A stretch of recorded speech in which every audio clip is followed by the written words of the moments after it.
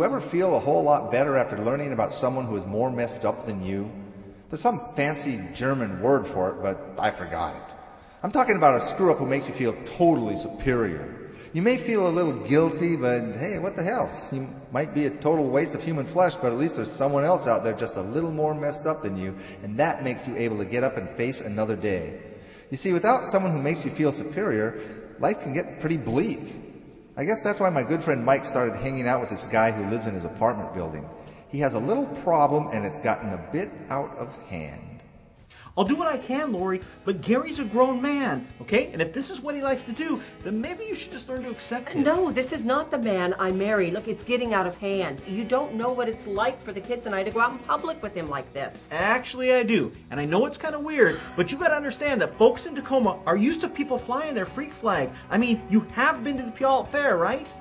Look, he says you're his best friend. I'm just hoping that you could, knock some sense into him. I've only known him for like a month and a half, We just kind of started hanging out. And I don't really know. Best friends need to be there for each other, and Gary really needs you right now. Okay, whatever I can do to help. Gary, are you cool with this? I guess.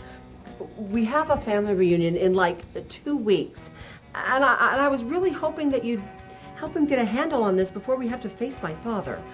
He was a major in the Marines, served 2 tours in Vietnam, and let's just say that the 2 of them have never actually hit it off.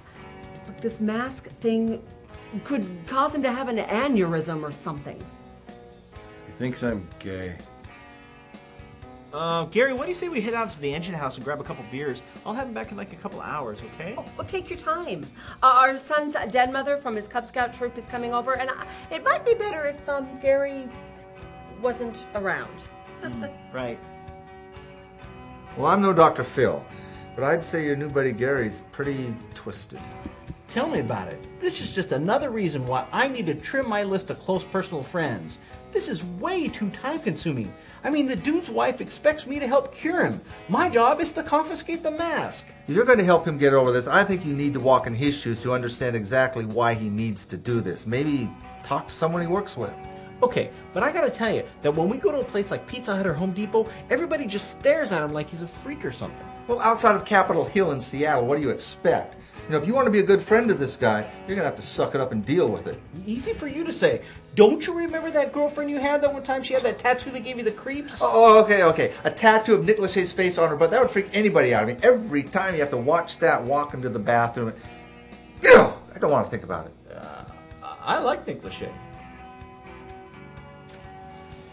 He just started to wear the mask to work a couple weeks ago. At first we were pretty creeped out by it, but now everyone pretty much just ignores him. Do you think something happened at the office to cause this? Not that I know of. He keeps to himself and doesn't really bother anyone. The only complaint I've heard about him is his cologne. Some of the women around here say he's wearing chaps and he's sloshing it on pretty heavy. So there's nothing in his career that made him feel like he had to find something to hide behind? Would stealing toilet paper from the men's room count? I heard he was pretty embarrassed when he was caught doing that. Nah, pretty much everybody takes toilet paper out of the office bathroom. It's absolutely nothing to be ashamed of. Really? I mean, I took a few rolls a couple times myself, just for the fun of it.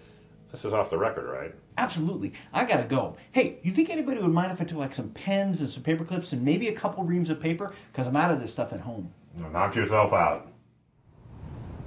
It's not like I can't function without the mask. I just think I look pretty cool with it on.